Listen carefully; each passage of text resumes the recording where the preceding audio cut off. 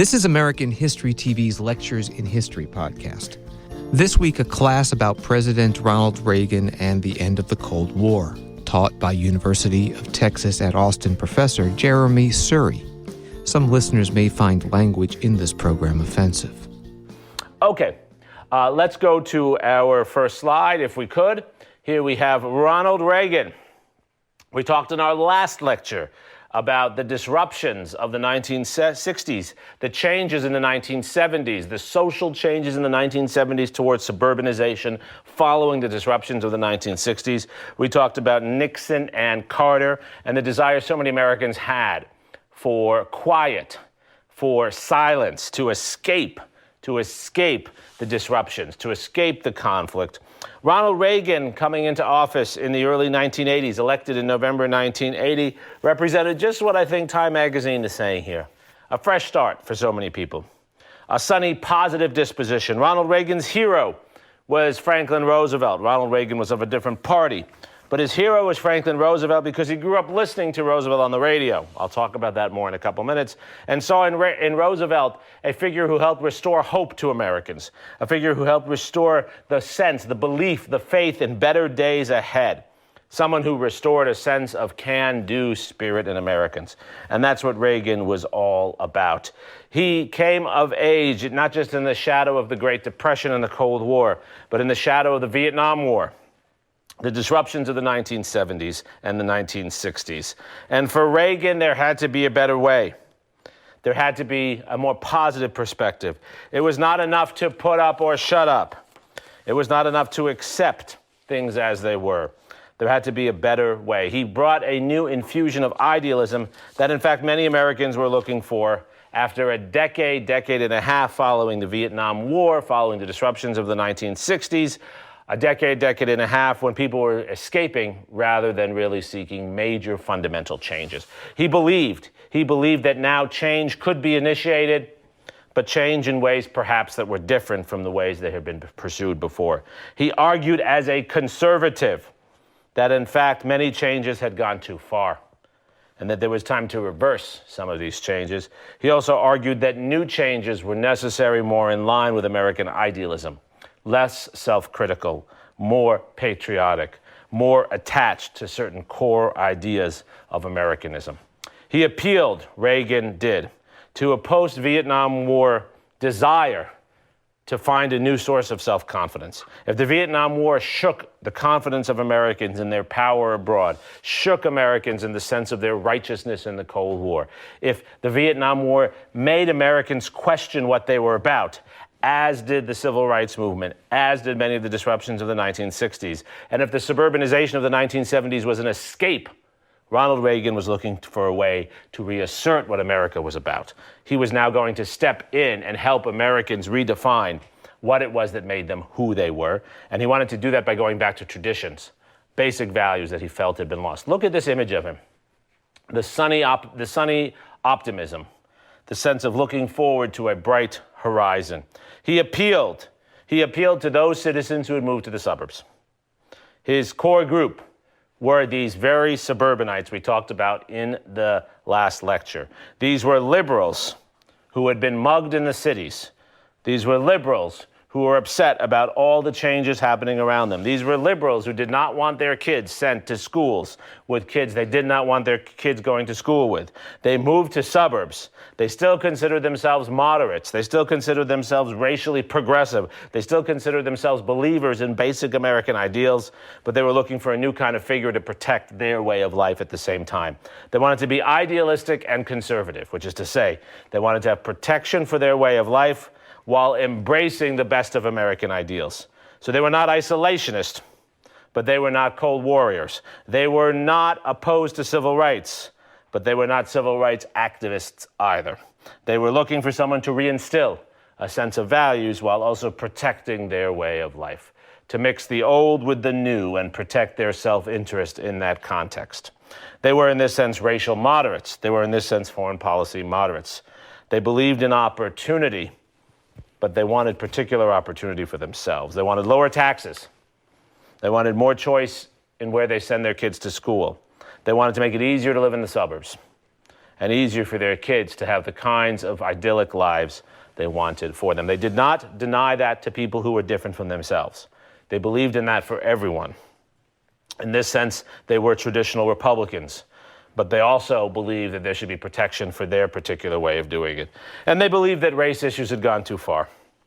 Ronald Reagan's one of his first major campaign addresses. It doesn't show up in this Time magazine cover, but it's the story behind this. One of his first major campaign addresses was a trip he made to Neshoba, Mississippi in 1980, the site of one of the worst civil rights massacres where 4 civil rights workers were killed during the civil rights movement.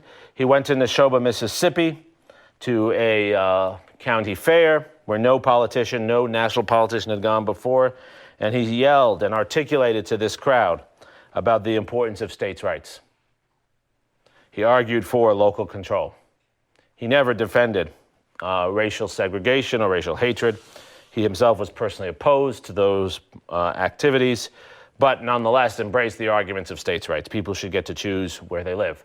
They should have personal freedom, personal choice, personal freedom and personal choice for all, in their suburban lives, in their rural lives, wherever they choose to live. And this was a movement in the mainstream of American thinking. If we saw after the Civil War conflict over the question of who would control new resources, and in the early 20th century, the movement to more progressive sense of reform, with the New Deal, a movement now to more government intervention, this was now an effort under Reagan to empower local communities again, to empower local communities to be free from the intervention and the disruption that was coming from around them, to live the kinds of lives they wanted to live, to be left alone, but now to attach that belief, not simply to escape, but to a sense of a greater self-righteousness, a greater sense of American purpose, a sense of American purpose to be found in living in your own local community. A return in this sense to a sense of states' rights, and a return in this sense to a sense of local control, local control. This was not married to the same race hatred, but it did have many of those same implications, Okay, so we have 3 topics we're going to talk about today. We're going to talk about Reagan and the New Right. It's the beginnings of a new Republican Party, a new American right. Then we're going to talk about the new Cold War, the changes in the Cold War. And then we're going to talk about the end of the Cold War. We'll talk more about that in a lecture next week as well. But we'll at least talk about the early end of the Cold War and Ronald Reagan's role in that, as well as Mikhail Gorbachev and others as well. So let's start with Reagan and the New Right and his biography. If we can go to the next image. Here we have Ronald Reagan and his first job. Really his second job. His first job was as a lifeguard. His second job as a radio announcer in Des Moines, Iowa. Reagan's career was largely a career in entertainment, not in policy, in entertainment, in radio and then in movies as well. He was born, Ronald Reagan was, in Dixon, Illinois, which was a rural town in Illinois, basically a farm community where farmers came in to buy supplies, sell their goods, etc. And at a very young age, as I've already mentioned, he became a great fan of Franklin Roosevelt. He began his life as a teenager who was a New Deal Democrat. And this was largely because of the experiences his family had. His father, Jack Reagan, as you could tell from the name, was an Irish descendant, and a descendant of Irish immigrants. Jack Reagan was a fast-talking, back-slabbing shoe salesman, well-loved, and someone who knew people around the community. And as a shoe salesman in Dixon, Illinois in the early 20th century, he went door to door. He actually went to people's homes to sell shoes to them. I don't think they were wearing Nike high tops at the time, but maybe they were. We don't know. He was selling shoes. And during the Great Depression, his father lost his job. Quite literally, it's hard for us to imagine today, people stopped buying shoes. And his father lost his job. His father, who was already a heavy drinker, became an even heavier drinker. This is a common story from the New Deal. We talked about this before. People didn't simply lose their jobs. They lost their sense of purpose. They lost their sense of connection. They lost their sense of control over their lives, and it's particularly difficult for men. It's difficult for anyone, but it was particularly difficult for men at a time when men were the assumed bread earners in their families. 25% of Americans were unemployed in 1933, and 25% of them, of that 25%, most were from single wage earning families. So these were the men who had defined who they were by their ability to bring home income to their family. When they couldn't do that, they had lost their masculinity. They had lost their manhood. His father, like many men dealing with this kind of depression, became a deeper drinker, developed a very serious drinking problem, and began having problems with Reagan's mother and family. And Reagan described later in life, he described the horror of one day opening the door to his house and seeing his father face planted in front of the house, not having made it back into the home the night before. Ronald Reagan believed, as a young man, that his family was saved by Franklin Roosevelt. The New Deal was what saved his family. His father, after being unemployed for about 9 months, got a job working for a New Deal agency, working for the Works Progress Administration, basically taking small amounts of money from the federal government to help start projects in Dixon, to put people to work. And his father was the perfect person to do this because as the popular shoe salesman in town, he knew everyone. He knew how to find people and put them to work. So the New Deal saved his father. It gave his father a job. It gave his family an income. It gave him a sense of purpose. And growing up as a young man, Ronald Reagan wanted to be someone who brought purpose to others. He wanted to embody that hope and went into entertainment, as I said. He was a radio announcer, and if you go back to this image here, he had moved to Des Moines from Dixon, Illinois, moved to Iowa, and at a local radio station, WHO, he was a sportscaster. And they used to send in the scores from baseball games by telegraph. They didn't have video screens. And he would read the scores. And it was his job to enliven them, to tell the story. He became a great storyteller, telling people, explaining to people what was happening in the Chicago Cubs game or the Yankees game or whatever that he was covering. After doing radio for a while, and notice radio was also Franklin Roosevelt's means of communication, Ronald Reagan moved to Hollywood to become a movie star. He never made it to the top of Hollywood. He never became Lauren Bacall or Clark Gable or Humphrey Bogart, although those were all his friends. He was a sort of B-grade movie star. I don't know who the equivalent would be today. Who are the B-grade movie stars today? People we recognize, but they're not, they're not the Brad Pitts. It'd be like YouTubers, probably. Like YouTubers? Yeah. I reckon they're probably the B-list. You think they're the B-list? I would say they're like the D-list, but all right. They've moved up recently, yeah. I'm thinking of who are like the people who are often supporting actors in a lot of movies. Well, whoever they are. Those who you recognize in a lot of movies, but usually aren't the stars. He never quite made it to the top. And then, and this is crucially important, he became involved with the work of actors to protect their pay. He was very concerned, Ronald Reagan was, that actors like himself, especially those who were not at the top, were being exploited by the movie studios. And this is the way things worked at that time. It was also this way in sports. You as an actor or you as a baseball player were owned by the studio or the team you played for. So Babe Ruth played his entire career after leaving the Red Sox, after being traded by the Red Sox. He played his entire career for the Yankees because the Yankees owned him.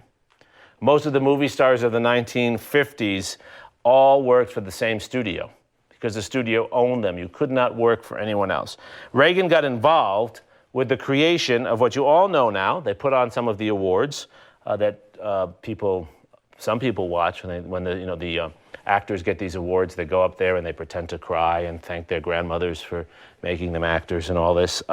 This is the Screen Actors Guild, which was essentially the first union for actors.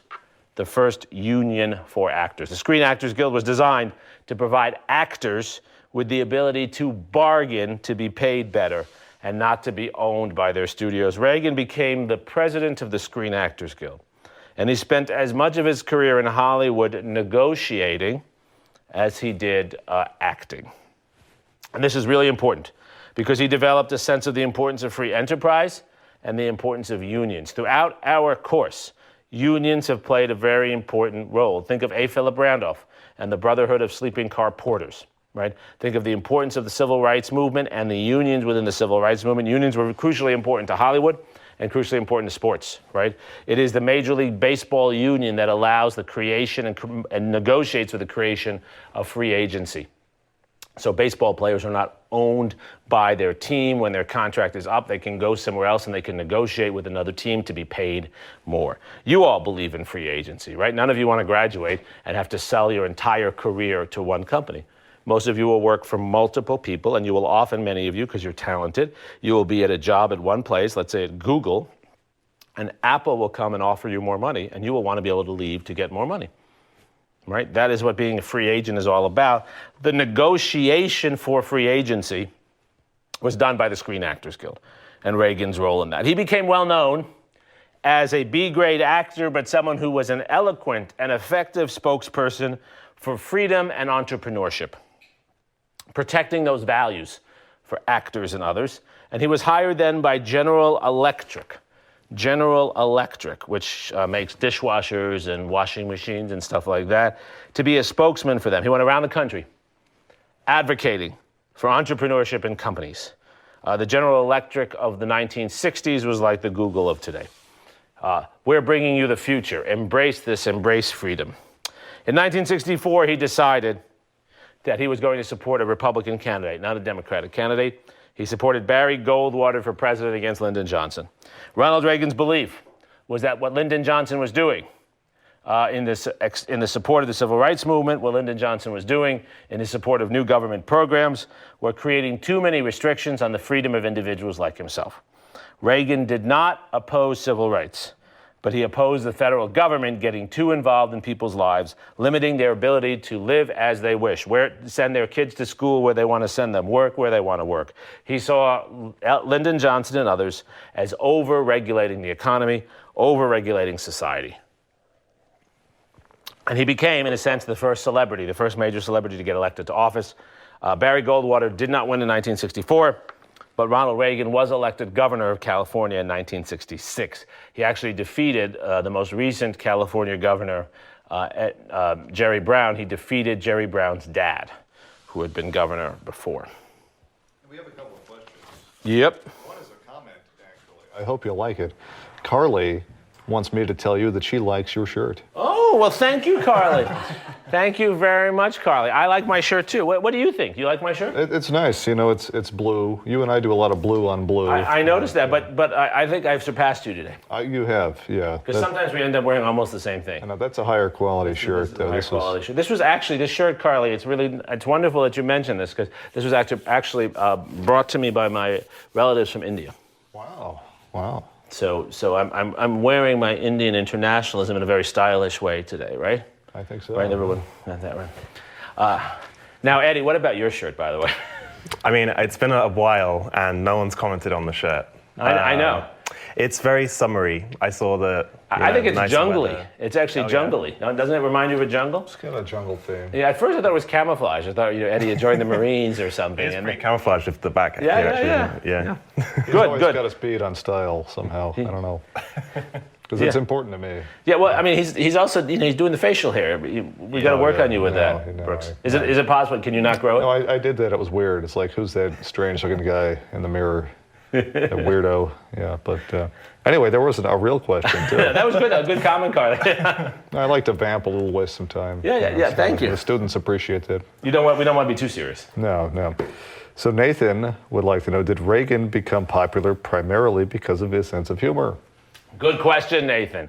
I would say that it wasn't just Reagan's sense of humor. He was famous for his ability to tell jokes. And humor is really important. By the way, Nathan, your question is right on, because being humorous is able to show that you don't take yourself too seriously, right? And if you take yourself too seriously, it's hard to get other people to really connect with you. We connect with people who we feel are open, who we feel a personality with. And Reagan was able to do that. He conveyed a sense of humor. But it wasn't the only source of his popularity. I think a lot of his popularity was his authenticity. People believed, even though he was an actor, they believed they were getting the real person. There was a real human side to him. He was humane in his ability to connect with people. One of the things we all have to remember is that being the smartest in the room is not always the best way to lead people and connect with people. You should be smart, but you should also be humane. You should be a human being. People connect with others who they feel they can identify with. And so Reagan's humor, his storytelling, all of these things allowed him to do that. And to Nathan's point, he gained a lot of experience talking to a lot of people. One of the things he learned as a radio broadcaster, as a movie actor, as a union leader, as a campaigner, as someone who spoke for General Electric around the country, he learned how to talk to lots of audiences. One thing all of you should learn in your careers is not just to travel widely, but to talk to different kinds of people. If there are people out there who you haven't figured out how to talk to, you need to figure out how to talk to them, because one day they will be important to you.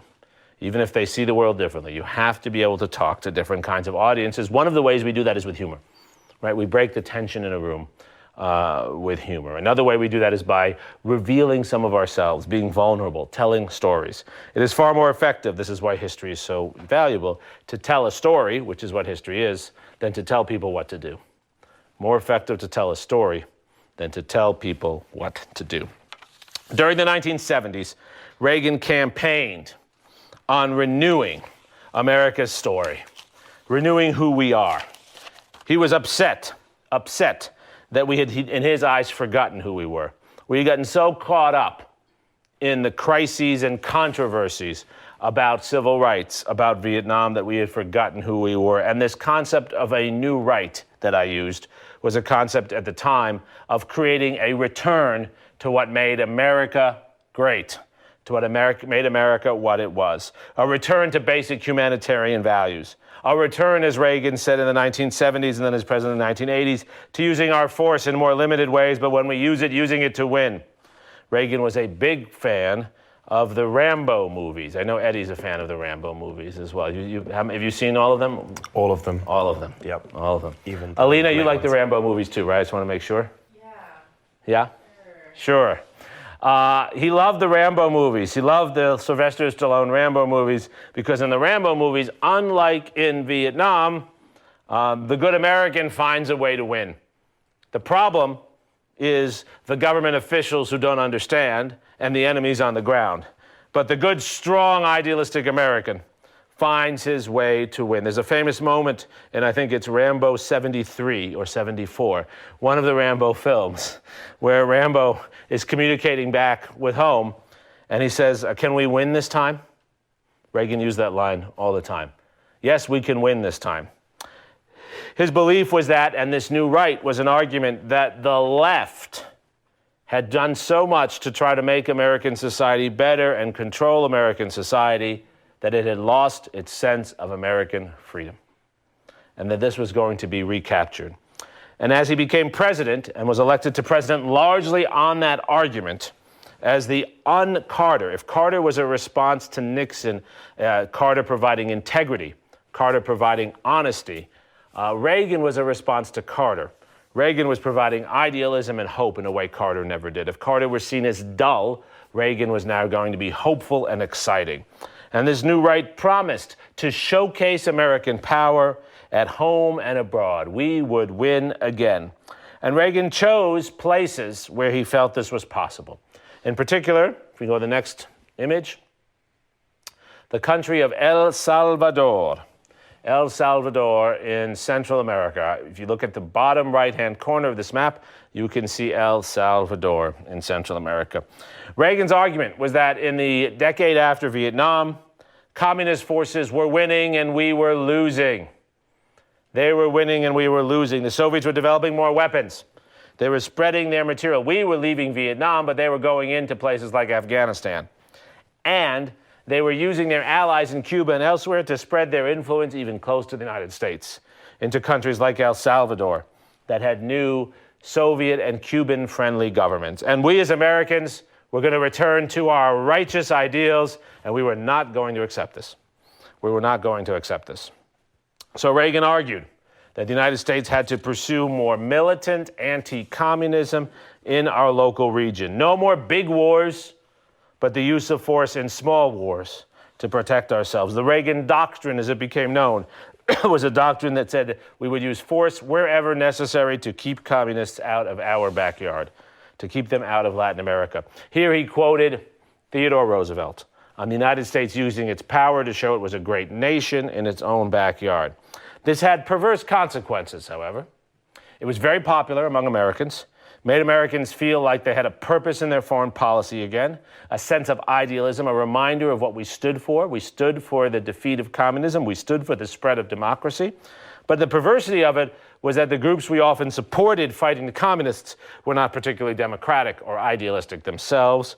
On the next slide has a cartoon actually somewhat accurately characterizing what happened. This is a cartoon from the early 1980s. This is a soldier in the field in El Salvador. He says, President Duarte, Jose Napoleon Duarte. Anyone named Jose Napoleon Duarte you have to worry about. Jose Napoleon Duarte was a dictator, a thug, a militarist who Reagan supported, the United States gave arms to fight against communist forces in El Salvador. In this cartoon, the soldier with the beer belly, I was going to make a joke about a TA in that, but I won't. The soldier with the beer belly is communicating and says, yes, President Duarte, you can tell them in Washington that El Salvador continues to move steadily towards democracy. Does it look like it's moving towards democracy there? What do you think? What do you all see in this cartoon? What's the cartoon telling us? There's a very serious point in this cartoon, relevant to the Reagan years, relevant to later years in American foreign policy. What is the cartoon saying? What's really going on? What is the cartoon poking fun at? Why is it sarcastic, at the least, if not satirical, to say, yes, they are moving steadily towards democracy? And notice also the little, I don't know what they saw, those little dudes on the right, bottom right.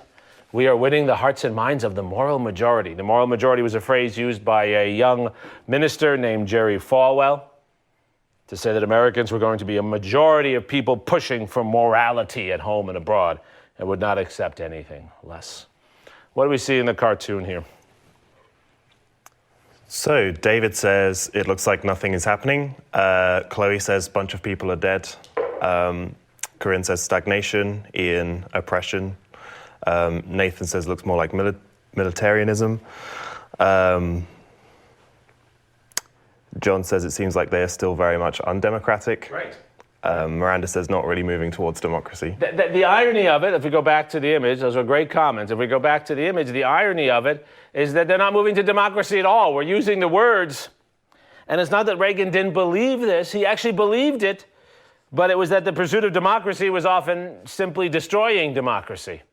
Remember George Kennan's warning from the early Cold War. We have to make sure that when we are defending values, we are not defending them in ways that actually destroys them. What the Reagan administration started to do, what Reagan advocated out of sincerity, was supporting the people who needed to be supported because they were fighting the guys we hated. But in supporting one group of thugs against another group of thugs, we were not making it better. We were in some ways making it worse. Look at this image. Our friends are ugly, fat, and they're using guns to kill people. They're using guns to kill people. They're not actually building democracy. They are claiming they are building democracy, but they're actually destroying people's lives. It's not to say the other side is better. There's no heroic alternative on the other side here. What makes this cartoon powerful is this cartoon is not oversimplifying.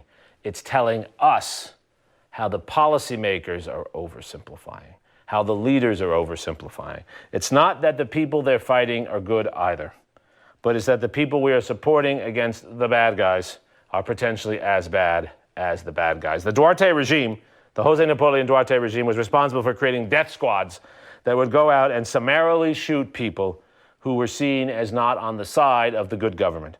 They used American aid not simply to buy food, but in large parts to pocket the money for their own purposes and strengthen their military capabilities without building infrastructure, without building schools, without building a functioning society.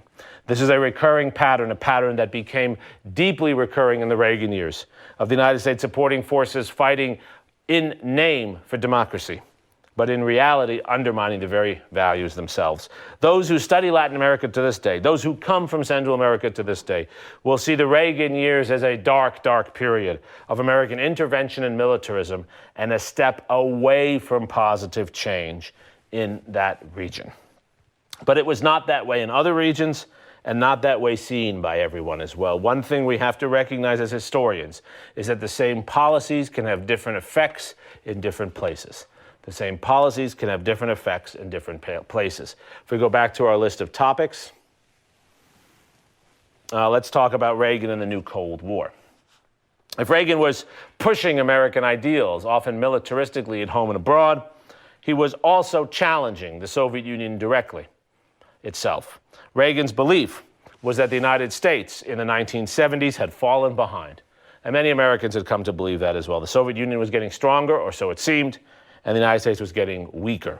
That was the dominant impression, especially because the Soviet Union seemed to be building a bigger military arsenal, and we seemed to be pulling out of places like Vietnam. In 1984, if we can go to the next image after where we were, the Olympics were held in the United States. I remember these days. It was a really interesting moment. McDonald's had these little cards they would give out when you went to buy a Big Mac or whatever. And on the cards, they would have different events. And if the Americans won a gold in that event, you got like a free Big Mac. If they won a silver, you got fries. If they won a bronze, you got a drink, right? And I was at the time 11 years old. And believe it or not, I was working in the summer. I had to work to make money in the summer. So I was working. And these cards became my source of lunch. That's why since then I have never eaten McDonald's. I had my fill of McDonald's at age 11 in the summer of 1984. I'm sorry, that's why McDonald's is not a sponsor of our course, right? So what happened in 1984 is deeply relevant to this because, of course, it affected me. And if it affected me, you're stuck hearing about it. It's deeply relevant because in 1980, after the Soviet Union had invaded Afghanistan, President Carter, had boycotted the Olympics that year were in Moscow. The United States did not participate in the 1980 Olympics. In retaliation, the Soviet Union did not participate in the 1984 Olympics, which were held in Los Angeles. And the United States cleaned up. It's so easy to win when your real competitors don't show up. And so the United States had this outpouring of success in the Olympics. And Reagan translated that very effectively into an outpouring of patriotism. That's where this image of him with the flag behind him comes from. He was, of course, not the first nor the last president to use the flag as a symbol. But here's what Reagan was saying in 1984. These guys on the other side, they've been growing stronger, but we are going to reverse that. It's now time for us to flex our muscles again. It's now time for us to show we're stronger, and we're going to kick their butts in sports, and we're going to kick their butts in everything. We're going to overcome, Reagan said, the Vietnam syndrome, the sense that we were losers. Now we're going to be winners again, and we're going to take it directly to the enemy. Reagan argued that a remilitarization of the Cold War would strongly force the Soviets to back down. And he pursued this through his first term as president. In 1983, he famously, speaking to a group of Florida evangelicals, you have the speech on canvas, came out and said, the Soviet Union is an evil empire, and it is our right, and it is our duty to defeat this empire. In 1983 as well, later that month of March, he announced the creation of a strategic defense initiative, which was to be a space-based system, the first space-based system, not a land-based or a air-based, but a space-based system that would provide protection for the United States and American allies against Soviet missiles, would give us the ability to knock down their missiles, but yet we could send ours at them. He talked about creating a 600-ship Navy. Today, the United States has a Navy of about 300 ships. At that time, it was about 270. He was going to almost double the size of the U.S. Navy. Create new missiles. And in a country most Americans didn't know much about, called Afghanistan, the United States was going to up its support for those groups fighting the Soviet Union, particularly a group called the Mujahideen, which was a group of Islamic fighters fighting the Soviet Union, which had invaded Afghanistan. We not only gave them money, we started giving them actual shoulder-launched missiles that they could use to shoot down planes, to shoot down Soviet planes. One of the figures in the Mujahideen, prominent figure, who received extensive American support because he was fighting the Soviets, was again a man most Americans hadn't heard of at the time, but they would come to hear of later, named Osama bin Laden, a Saudi citizen who had gone to Afghanistan to fight the infidel invaders from the Soviet Union. Soon he would be fighting the infidel invaders from the United States. Reagan also emphasized human rights, exactly the topic of our podcast this week. He argued the United States must hold the Soviet Union accountable. Don't pretend they're just a normal state. Tell it like it is. Talk about their human rights violations. In 1982, his first real full year as president, into his first full year, Ronald Reagan refused to even meet with the Soviet ambassador until they released a group of Pentecostals, a group of religious dissidents who were seeking asylum in the U.S. Embassy. He called for the release of Jewish citizens, the so-called refuseniks, many of whom were released in the 70s, many more in the 1980s. Many of these refuseniks who were released, Russian Jews released from Russia due to Reagan's pressure, they moved to Israel, and many became prominent figures in Israel. They were a prominent part of Israeli politics. The recent election in Israel was in large part determined by Russian Jews who had left Russia in the 1980s, moved to Israel, and now become important voters and politicians in Israel to this day. That's just to connect that history to what happened just the last few days with the elections in Israel. Reagan claimed the United States was about human rights and about power, and we were going to push the Soviets. We were going to mobilize ourselves and our allies. We were going to be strong again, and we were going to push back the Soviets. At the same time, because of his experience on the Screen Actors Guild, Reagan emphasized negotiations, and this is really important. He was calling for a tougher line, but he was calling for a tougher line so the United States could negotiate for better deals. This is really, really important. People lost sight of that. Reagan believed that he was going to get, quote, these are his words, peace through strength, but that meant negotiation. The United States, in his view, had acquired a weak negotiating position in the 1970s. We were going to make our negotiating position stronger now. We were going to come to the table stronger, more self-righteous, and we were going to be able to negotiate for a better deal from the Soviet Union. This had enormous implications at home. It was very popular at home, but it had other implications at home as well. This carried forward what had been Johnson and then certainly Nixon's agenda of law and order. We talked about this on Tuesday. If the emphasis around suburbs was using police power to control areas, to keep areas safe, to prevent disruption, to prevent protest, that use of police power abroad was also going to continue at home. If we were going to have more freedom at home, we needed more strength at home and abroad. Reagan was connecting those comments. And so there was a pullback from civil rights legislation. New money given to policing, in particular, through the 1970s, and even more so in the 1980s, you had the prevalence and the continued push for more maximum security prisons and for more mandatory sentencing for drug dealers. This was the height of the drug war, ladies and gentlemen. If we were fighting the communists abroad, we were going to fight the drug dealers at home. We were going to be tough, Reagan said, on those drug dealers who hang out at the high school playground or hang out in the park. We were going to be tough. We were going to pay more police to capture them, and then we were going to lock them up and lock them up as long as we could. More money going to law and order at home to say to local communities, you can live as you wish, and we will make sure you are protected. Those suburbs have to be safe. They need police, and they need to make sure the drug dealers cannot come down the cul-de-sac. And the United States government invested more in that than ever before.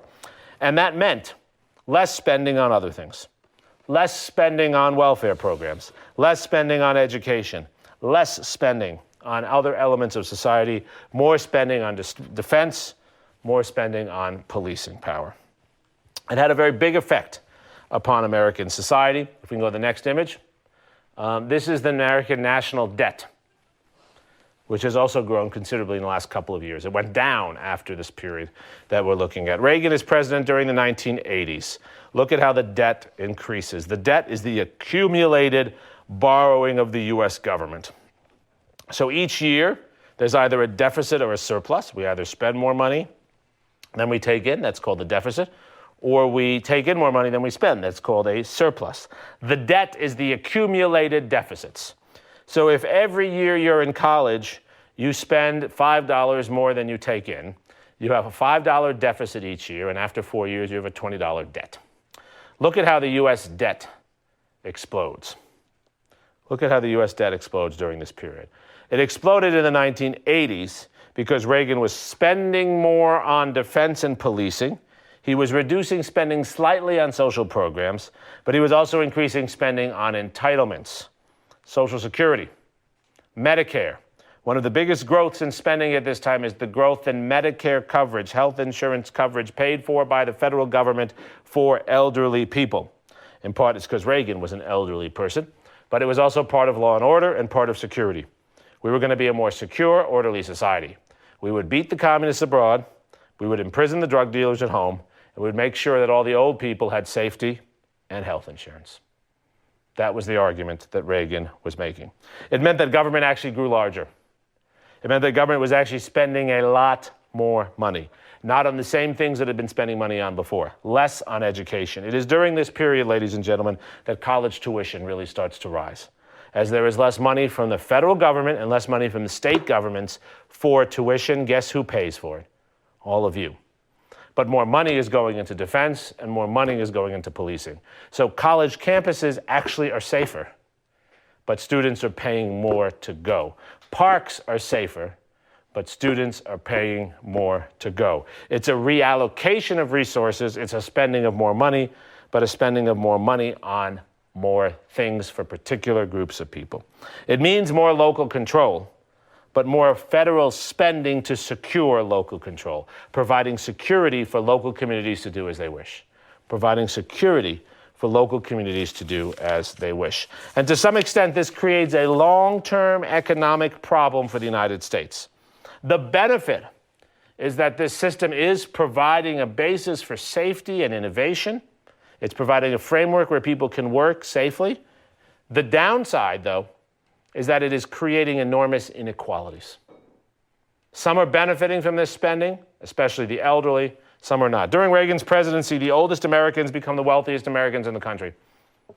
Wealth moves to the old. Older Americans, retired Americans who deserve it now also have more health insurance than they've ever had before, whereas young Americans don't. Older Americans live in safer communities, whereas younger Americans might not. And older Americans benefit from a lot of this spending, whereas younger Americans don't. This is not to say any of this is wrong, but those are the facts about what happens. That's where the resources go. Whether you think it's right or wrong is a matter of opinion, but those are actually the facts in the allocation of money. As the money goes to security and law, it's coming away from other investments during this period. Brooks, you look like you had something to say. I don't, actually, yeah.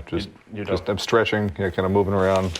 You were talking about old white people, which, that reminds me of my age. I was just talking about old people. Oh, yeah. Well, you don't have to be defensive about this. This. It makes me want to stretch, aging myself, limber. You do yoga? No, I stretch in here, though. Yeah. Twice a week, yeah. Okay. Good. Yeah. Good. I want to make sure you take care of yourself. I don't want to have to pay for any health care for you. I want to make sure you take care of yourself. Yeah. Okay. Let's go to our third topic now. We've talked about the rise of Reagan himself and this new idealism, new forceful image. And then we've talked about the new Cold War and the new emphasis upon defense and policing policy in various areas. Now we can talk about the end of the Cold War. And we'll talk more about this in later lectures. Particularly, we'll talk about what this meant for the international system, what this meant for other countries and America's relationship to those countries. But let's just talk about it from the sort of U.S.-Soviet perspective, from the perspective of American policymakers and their Soviet counterparts today, and for understanding Ronald Reagan and understanding his legacy. People often will talk about Reagan and his role in the end of the Cold War. So let's talk about that a bit today. Our next image, if we could, is this man, Mikhail Gorbachev. Gorbachev. I'm curious, Eddie, do you remember Gorbachev? No, not quite. Not quite? It happened right around the time I was born. Okay. So, no memories of it. So no memory. No. Wow. Yeah. That blows my mind. So Mikhail Gorbachev came to the leadership of the Soviet Union in 1985. Reagan, as we've just talked about, had been putting pressure on the Soviet Union. He was taking the game to them. He was going to use force to force them to back down.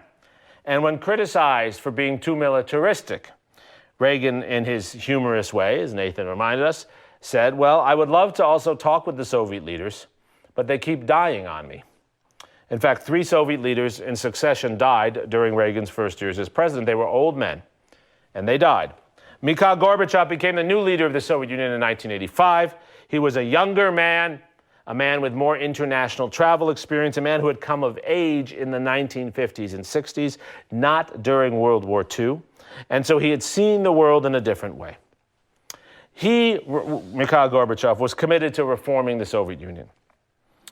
He saw that the Soviet Union was having trouble keeping up with the United States. He also recognized that the Soviet Union as an entity had become corrupt, was over-investing in the military, and had to build a better functioning economy. He was a communist, but like Reagan, he believed in the idealistic core values of his system, and he believed they had to go back to those values, get rid of a lot of the bad things they had done. He was critical of a lot of Stalin's policies and Khrushchev's policies. He was critical of how the Cold War had forced the Soviet Union to become more militaristic. So he was looking to find a way to open up the Soviet Union and to reform. Ronald Reagan continued to put pressure on Gorbachev, and many of those closest to Reagan did not believe that Gorbachev was very different, at least not for a long time.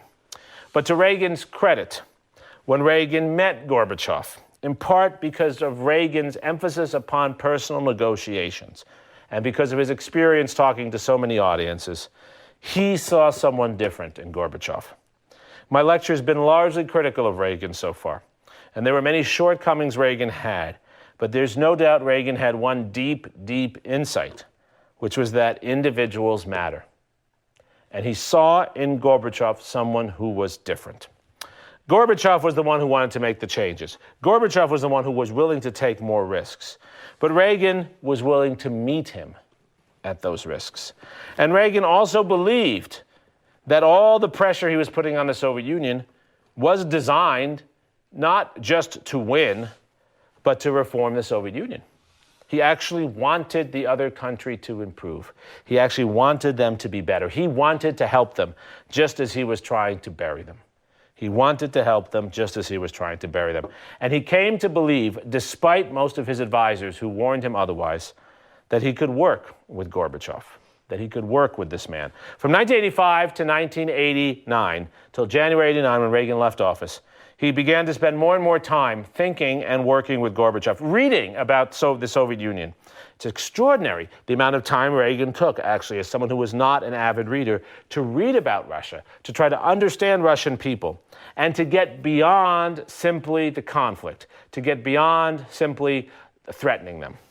Reagan believed that they could change. He also believed, I think, that he had gone far enough in his threats. He was willing to change course. He was willing, in a certain sense, to be the movie actor who pursues one element and then switches the narrative when people have become sufficiently frightened, sufficiently concerned. He wanted a happy ending, is what one biographer says. As much as Reagan wanted to put pressure on the Soviet Union, he wanted a happy ending. Gorbachev was willing to take serious risks and make serious changes. Gorbachev did most of the work to change the Soviet Union. But Reagan met him halfway. Reagan encouraged him. Reagan supported him. Reagan made Gorbachev believe that he had a partner.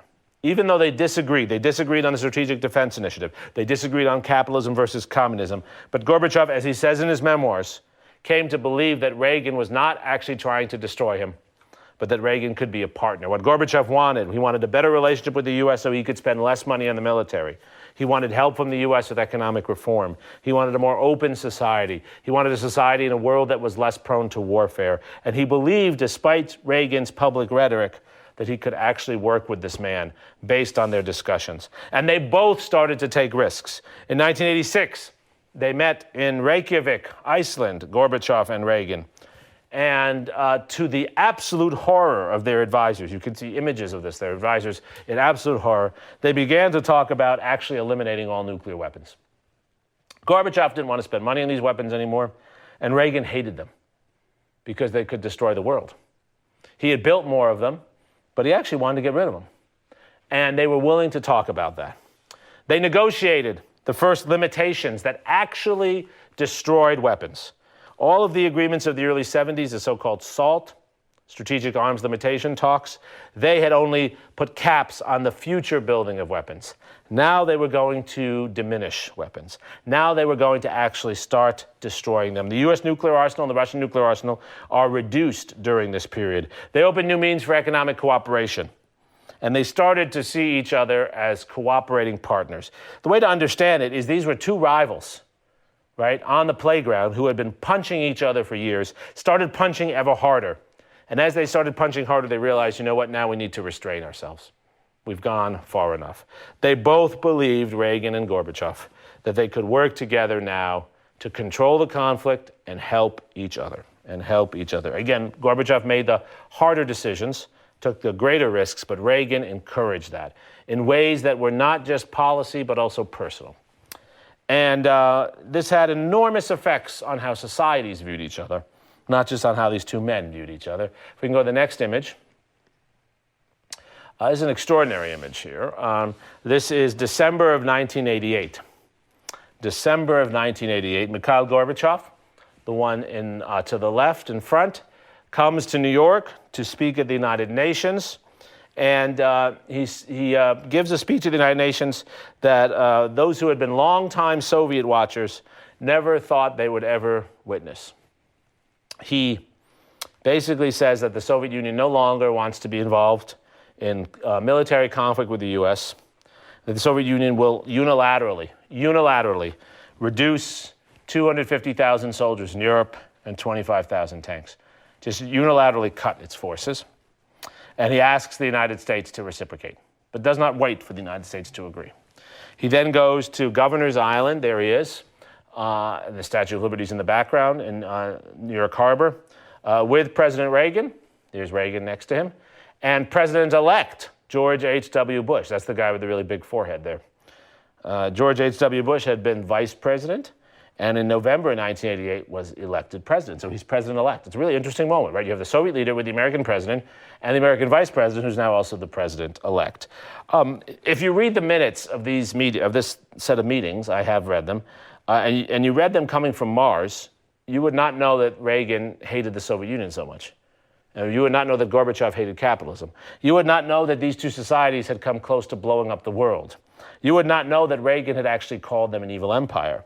In fact, when Reagan went to Moscow just before this, he was asked this question, if the Soviet Union was still an evil empire. He said, no, that was another time. Not anymore now. This visit is the moment the Cold War ended. I know, because I was there. I know because I was there. I will tell you my story of this. I was in high school then. I was a high school student. And I used to I was in high school in New York City. I used to take the subway to high school. And this was December 1988. And Gorbachev was going through Manhattan, coming from this meeting, going back uptown. So this is in the lower part of Manhattan, the southern part of Manhattan.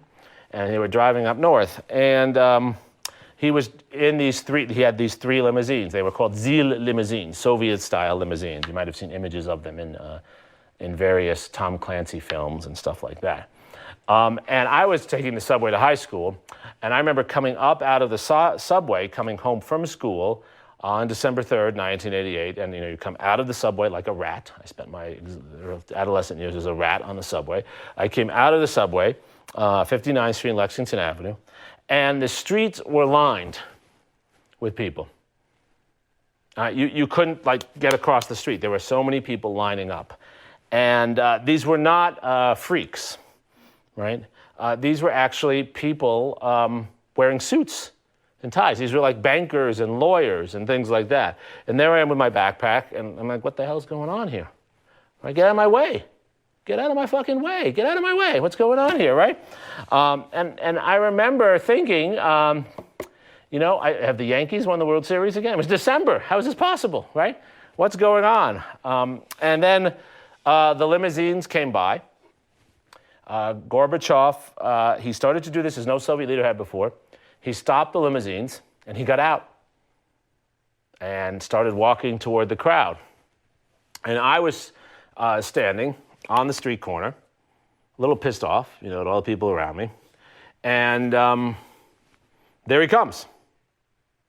And first of all, as he started to walk over, it was as if, Bruce Springsteen was here, right? It was as if Brooks Winfrey were coming, right? The cheering, the sense of Gorbachev among Americans, American business people as a hero was palpable. He was more popular than Ronald Reagan at that moment because he was seen as changing the world.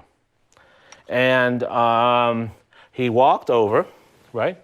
Sort of looked at me and he said, "Jeremy." No, he didn't do that. He didn't do that at all. That's sort of what should have happened, right? He came about 3 or 4 feet away from me, and there was just a throng of people trying to touch him and connect with him. That's the moment, ladies and gentlemen, the Cold War ended. Why did it end that moment? Because I said so? No. It ended that moment because what was clear to me, and I recognized this as a 16-year-old then, was that Americans no longer feared the Soviet leader. You cannot imagine Stalin being treated that way. Reagan's hard line and his idealism had curiously collaborated with Gorbachev's reform agenda and Reagan's personal support for Gorbachev's reform agenda. And if we go back to the image we had here, the sense that they could be partners had now infused American society. If the sense that they could not remain partners after World War II had created the foundation for the Cold War, now there was a sense that these two men, the leaders of these two societies, could work together, and there wasn't reason to fear. There wasn't reason. Gorbachev was not a feared person when he came 3 feet away from me. Gorbachev was a beloved person. He was someone who was seen as a reformer, bringing the world together. And Reagan, even though he was a hardliner, was also seen as a humanitarian, jovial older man who was willing to work with Gorbachev. Reagan would be remembered for ending the Cold War. He did not end it, but he facilitated Gorbachev's efforts. He supported Gorbachev's efforts. He humanized his own policies. He was willing to connect with Gorbachev and willing to encourage Americans to connect with him. If he mobilized, Reagan did Americans for more pressure and more force.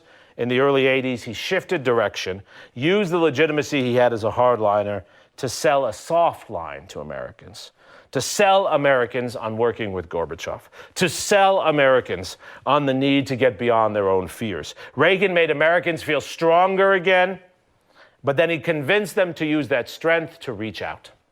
It was Reagan's willingness to reach out, his restoration of American confidence, whether justified or not, and his use of that confidence to encourage more cooperation.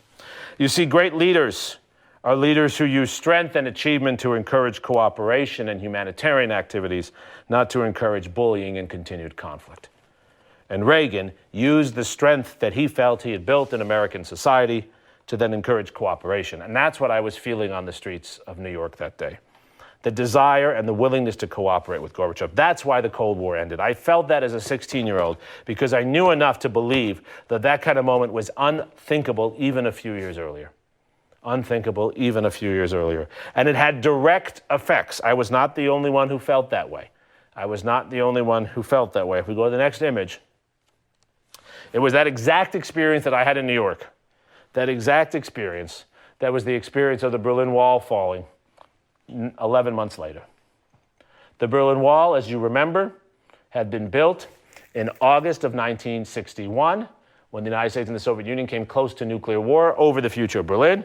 It imprisoned a whole part of West Berlin, and it became the symbol of conflict between East and West, and the symbol of a closed Soviet society and a militarized American society ready to respond. It became the symbol of East versus West, of what Winston Churchill had called before it was built, the Iron Curtain, dividing East and West. After Gorbachev's visit to New York, after the developments I described, it wasn't only that Americans stopped fearing Gorbachev. Citizens living in East Germany, in Hungary, in Poland, and elsewhere stopped fearing him as well. And it wasn't that these citizens loved America, and it wasn't that they loved Reagan, but they also believed the United States was open to them, that American allies were open to them. And so, beginning really in Poland in early 1989, and culminating to some extent in Berlin in November 1989, people living in the Soviet system who had been walled in started to tear down these walls. And this was most dramatic on the 9th of November 1989, when the East German regime opened the wall slightly to allow some people to move, and then a throng of citizens came. If you look at this image, these young people, they are not doing this, as I said, because they love America. They're doing this because they want to be free. They want to go where they want to go. And they no longer fear that Gorbachev will shoot them down like dogs, as Stalin did. And they no longer fear that the United States will exploit them. They believe that now this is a new moment, and that the leaders who are working together will allow them to work together with other citizens in places they couldn't work with before. It was, and I can't really emphasize this enough, it was such an idealistic moment. Again, I was in high school then. Anything seemed possible. Anything seemed possible. I went off to college in 1990. I went off to Stanford in 1990, and we thought every problem in the world was going to be solved. Not because Reagan solved them, not really because Gorbachev solved them, but because Reagan and Gorbachev had found a way to work together, and our societies were working together, and if we were working together, anything could be solved. Everything was possible. Anything was possible. The fall of the Berlin Wall was followed by nationalist uprisings throughout the Soviet system in places like Armenia and Azerbaijan and Georgia, in the Baltic states, Lithuania, Latvia, Estonia. And these societies and these groups of people who had long been imprisoned within the Soviet system were able to gain their freedom. And pretty soon, Russians themselves argued for major reform. Russia was one component of a larger Soviet system. And a new man emerged by the name of Boris Yeltsin, who challenged Gorbachev to actually allow real elections in the Soviet Union, a real democracy. And by December of 1991, the Soviet Union was gone. It was gone. Gorbachev peacefully signed the document ending the Soviet Union as we know it. Again, this was not a victory for the United States. This was an openness to change, encouraged by the United States and courageously sought by those in the former Soviet Union. Reagan did not make this happen. And at some points, he even made it more difficult. But he did play a crucial role. His crucial role was to embrace the possibility of change, to push for it, and then when he saw it, to support it. And it was his willingness to negotiate, his willingness to adjust, and his willingness to convince Americans, using his legitimacy as a tough guy, to now sell a more cooperative policy that made this moment a little more possible than it might have been otherwise. So let's go back to our initial image of Reagan. He did offer Americans a fresh start. Not quite in the ways he always wanted, but in ways that were enduring, in ways that had lasting effects. Attitude matters. Words matter. What your image is matters for people. Reagan inspired lots of people. He inspired lots of people to believe that the United States could be a better society. He inspired lots of people to believe they could live the kinds of lives they wanted. He inspired lots of people to think they could do better. And he alienated others who were not included in that vision. So it wasn't everyone. But for many people, this was an inspiring moment. He gave Americans a new sense of self-confidence. And he actually spent a lot of money on certain things that helped the United States in certain ways. Again, our Medicare system, our Social Security system, in some ways reflect the investments that he made. He actually built government to help certain people, not everyone, and others lost resources. But he did many positive things for many groups. There were negatives too, though. He supported brutal dictators in places like El Salvador. Many progressive reforms, especially civil rights reforms, came to a halt. He encouraged groups that actually were not groups of hate. He was not a hater, but he supported groups that wanted to limit investments in civil rights. And during the AIDS crisis, when AIDS became a major, not simply a disease within the United States and the world, but also a phobia, people fearful of even touching and talking to others, Reagan did very little. He did very little while thousands of Americans, thousands of gay Americans in particular, suffered from this horrible disease, while tens of thousands of Africans and others in other societies suffered. He did very little about that. And inequality grew during his presidency. Inequality grew.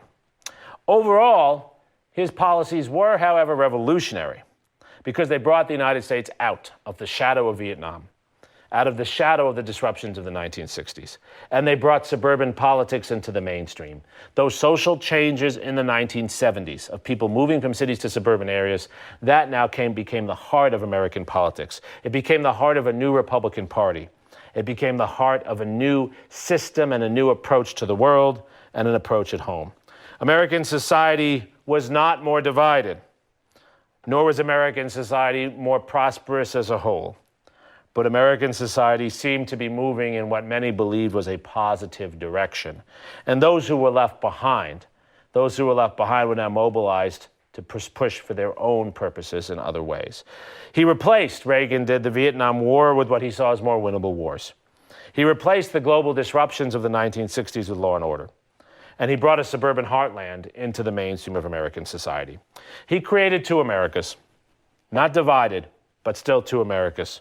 There were the Americans and the parts of America that found hope and idealism in what he was doing. And there were those who continued to feel left behind. Those two Americas would work together in his time, but they would in some ways be the two Americas that we would come to see in later years. Reagan's politics were politics of hope for many. They left others in despair. They were politics of change at home and abroad, and politics of idealism, but not for everyone.